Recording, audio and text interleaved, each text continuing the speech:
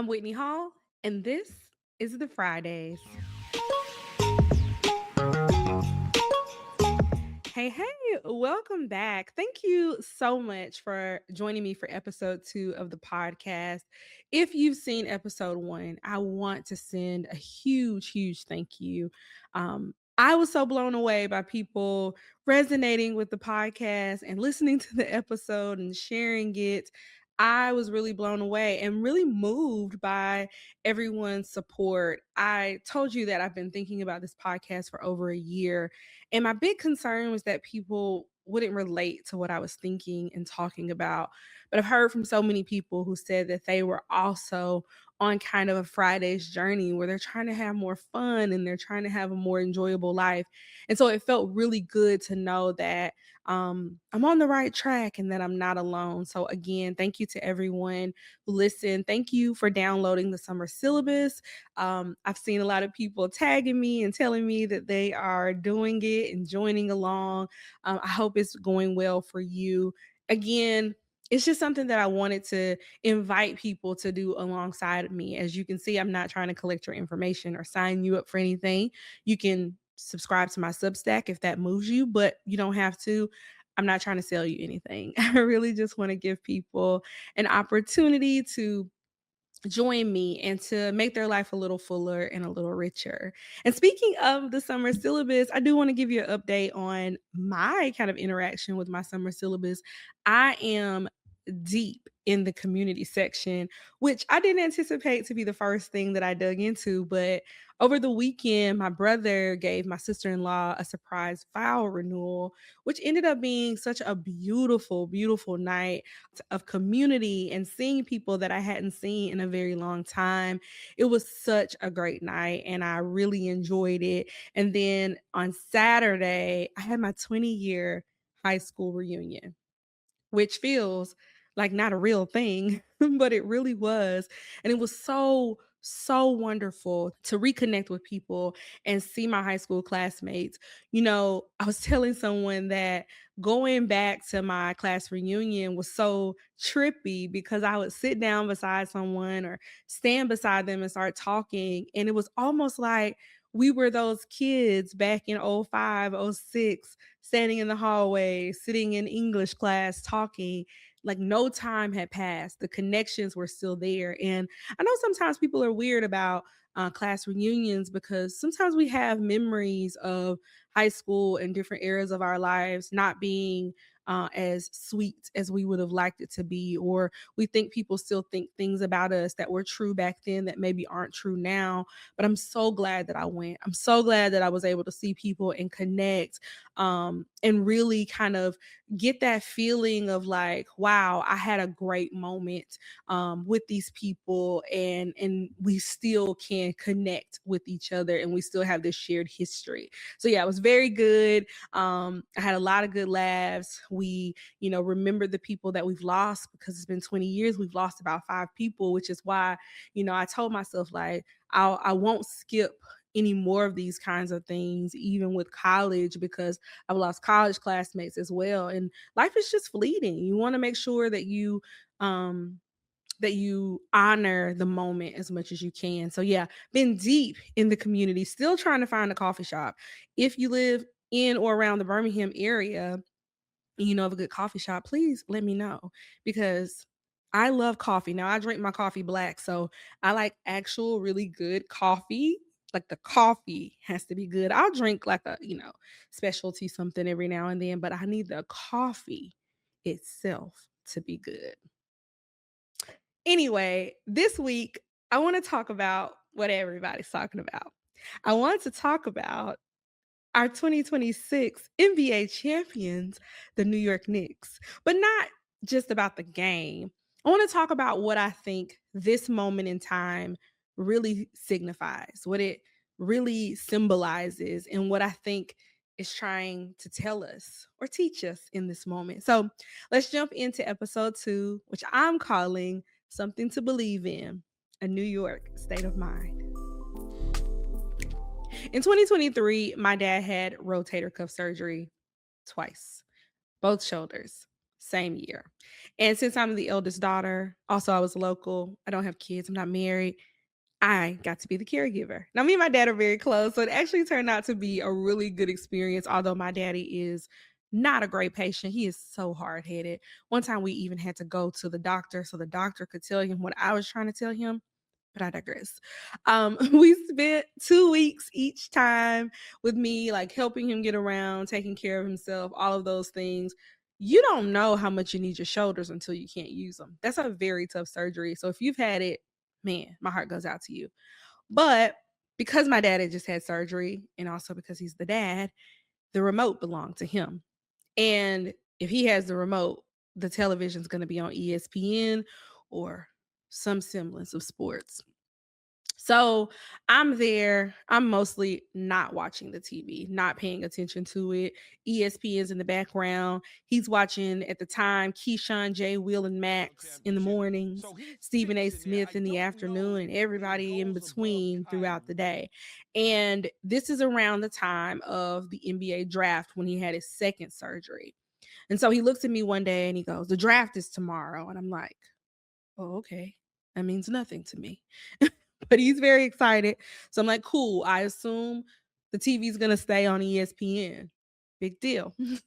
So that day we're watching ESPN as usual. I'm probably on my phone or reading a book, not paying attention.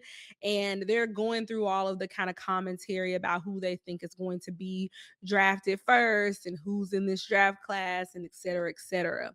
And I started hearing this name over and over again, Wembanyama, Wembanyama, all over the television. And so I'm like, who are they talking about?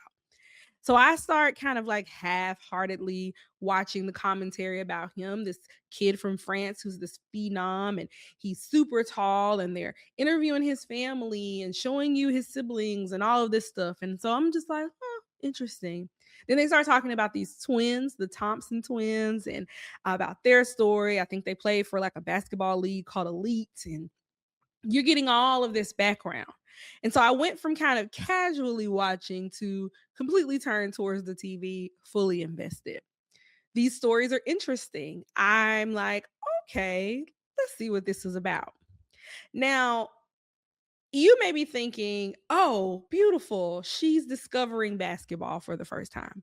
But let me be honest with you. I'm not a new basketball person. I actually grew up really loving basketball. In fact, I'm the granddaughter of a beloved basketball coach in my hometown.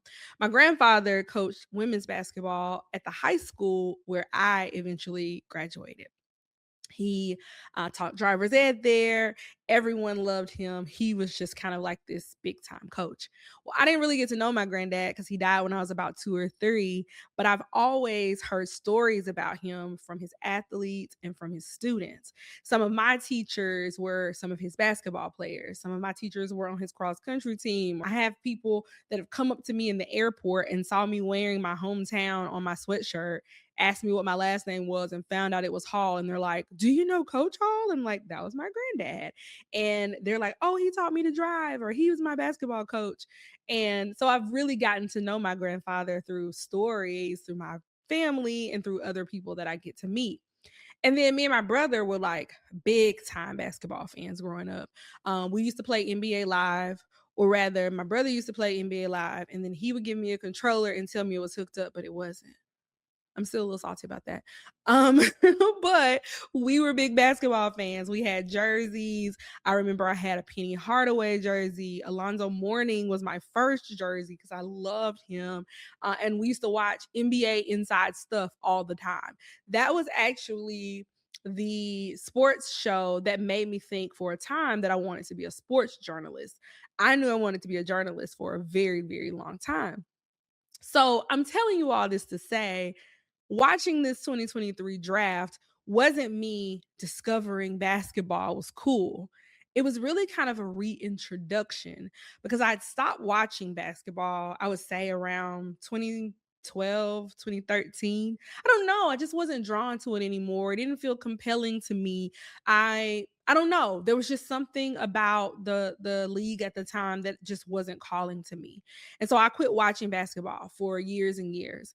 And It was something about these kids' stories that really drew me in, that really said, hey, you should pay attention. So I did. So now I'm invested in these guys' stories. And the next day comes, and I wake up and I'm like, Daddy, what time does the draft come on? Of course, he looks at me like I have three heads because are you asking me about sports? Are we bonding? And I'm like, I got to run some errands, but I want to make sure that I make it back so I can see my guys because yes, as of 24 hours ago, these have now become my guys. I'm now their number one fan. And so we watched the draft, and when Wemby goes one and the Thompson twins go back to back, I'm up cheering like I had been on the sidelines watching them for a very long time.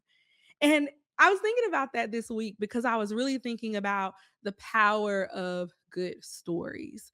I think stories for me are the thing that has always captured me. If I'm being honest, if I break down like who I say I am at my core, it's always going to be a storyteller. I use a lot of different mediums. I'm a musician, I'm a singer, I'm a journalist, I've done photography and film, but at the core of who I am, I'm always looking to tell really good stories. And so stories really draw me in, they move me.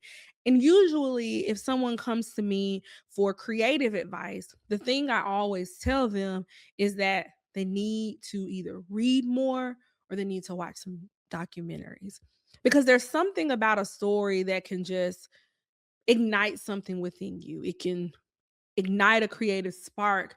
It can make you think of something in a new perspective. But also, I think the thing that's really important about stories is that it teaches us compassion and empathy for other people. Lately, a lot of people have been talking about how we're in this anti intellectual moment in time.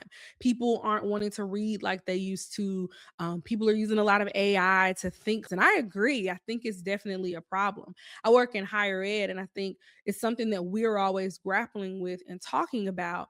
And it comes out in ways that I don't think people really understand until it's too late. And one of those ways that I think the lack of like reading and taking in stories is affecting us is we really have an empathy problem. I grew up reading all types of books that taught me to learn about people from different cultures and learn about people from different places and throughout time and history. And it really opened my mind to the fact that people live differently than I do, that not everybody thinks the way that I do or responds to things the same way. And it really helped me to become a more empathetic person. But the less that we encourage reading or the less that people are curious about how other people live or curious about their stories, the more we kind of see the world we have right now, if I'm being quite honest. And so I'm always encouraging people to read more stories, to read more articles, short stories, poems, to watch documentaries and read autobiographies. I think there's something really powerful about stories that you just can't find anywhere else. If you look throughout time, the way people have always communicated with each other, the way we've always preserved our history has been primarily through stories. And so I think there is something to the story when it comes to the human experience. That's why when I think about the New York Knicks becoming the 2026 NBA champions, it's not to me so much about the game or about the playing as it has been about the story of this team and the story of the fans and the franchise.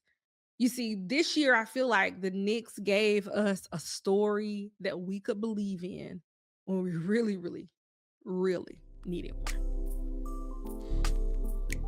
Now, this New York Knicks team is something to behold.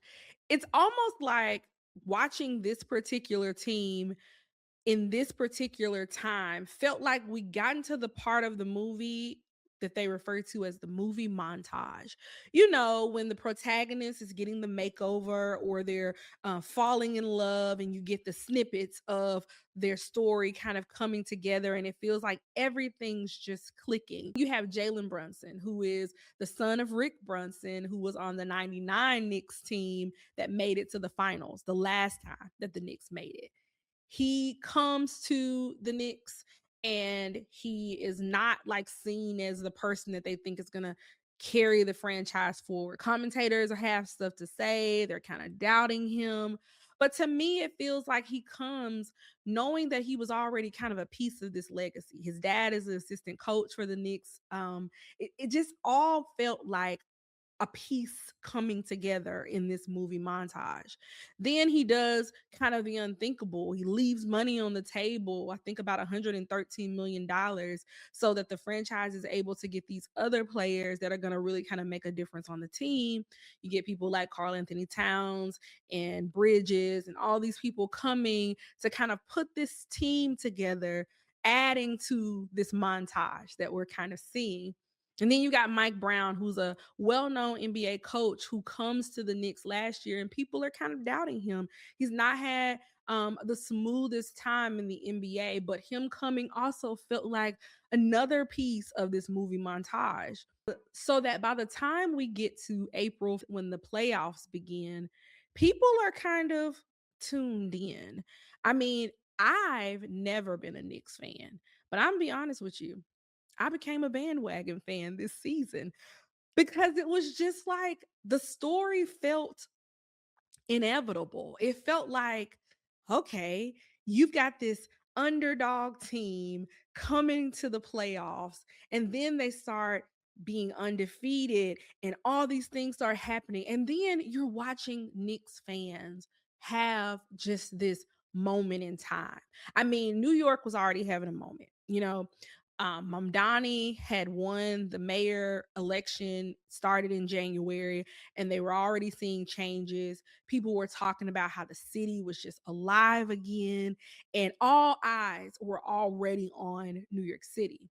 Then you get the Knicks going to the playoffs, and Knicks fans are like no other. I mean, they are excited, exuberant. They are loyal. They are down for their team. So you're watching this happening to them and you can't help but get sucked into the energy. It's so good. And then for me, there's Spike Lee. I am a huge Spike Lee fan. He's my favorite director. Crooklyn is my favorite film of all time. And he has been down for his Knicks for a very long time. I mean, he's been courtside through every good, bad, or indifferent season that they've had. And so for me, I was like, I'm so happy for Spike Lee that they're getting this moment. And so the more they win and the more you are watching on social media, people gathering in bars and on street corners. I saw people on a plane going into JFK and everybody is watching the game on their screen. I was just so blown away by it. And so, yeah, I became a bandwagon fan. And I feel like so many other people did too, but this time it didn't feel like being a bandwagon fan was a bad thing. It felt like you wanted to bear witness to this. You wanted to also step into this story that again really felt inevitable. It felt like we'd made it past the movie montage and we come to this kind of like exciting moment, the climax of the movie where you knew it was make or break, but it also felt like it's going to end well. And it did. They became the 2026 NBA champions. And we were so excited. I was watching the game, screaming, yelling. My nephews were Spurs fans, so they were upset. And I was like, I am in enemy territory. But it just really felt so good. And as I was watching everybody celebrating online and watching all the people in New York running around, it reminded me of like 2008 when Obama won and I was living in DC and I'm running around the city. It had very similar energy. It was incredible. But it was also, if I'm honest, kind of sad. I was a little sad, I can't lie. I was sad because it was over. Like, honestly, I've heard so many people say this, but I felt it too. I wasn't ready for it to be over. And I've been sitting down all week trying to think of why does this feel so good? And honestly, it's because we needed something to believe in. This team coming together, these fans believing against all odds, it really, really resonated with a lot of people all around the world. And especially here, as we are going through difficulty and uncertainty, and it feels like hatred and division are taking over. To have a moment to watch people really celebrate and cheer and root for something and believe in something together was beautiful to see. And it really said to me that there is hope bubbling underneath the surface. Despite people feeling stressed and afraid and anxious and unsure of what's going to happen, underneath the surface is still a little bit of hope. Now, yeah, this was a basketball game. This was a sporting event, but I could just tell that this was bigger than that.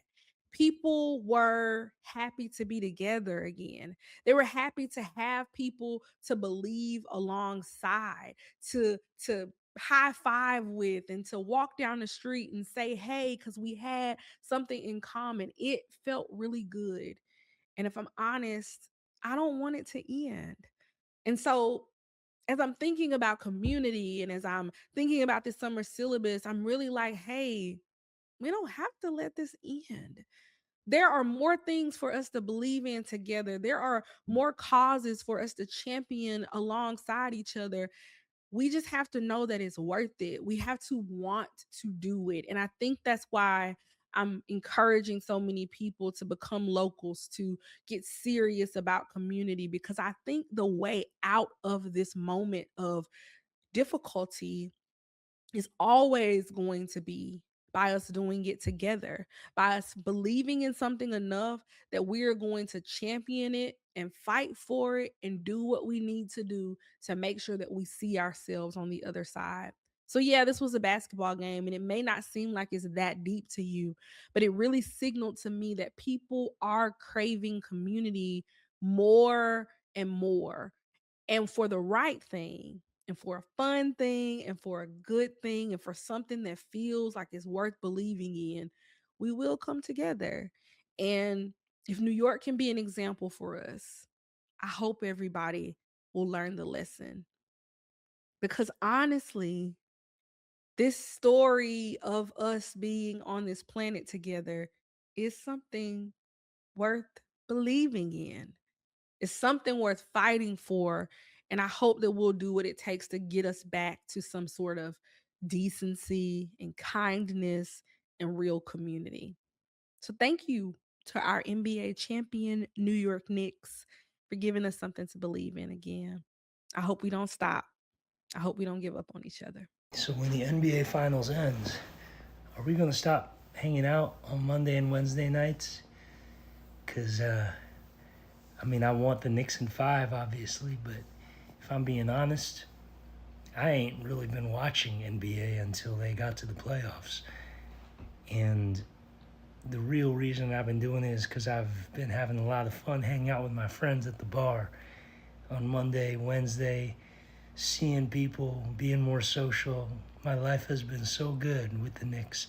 That's the greatest gift they've given me. Knicks in 5, baby, but I still want to hang out like there's a 6 and a 7. You know what I mean? I don't know if I'm not supposed to say that, but sorry. You can tell I've been screaming for the Knicks, but really what I've been screaming for, if I'm speaking metaphorically, my love of my friends and hanging out with y'all. I'm going to miss you after this series.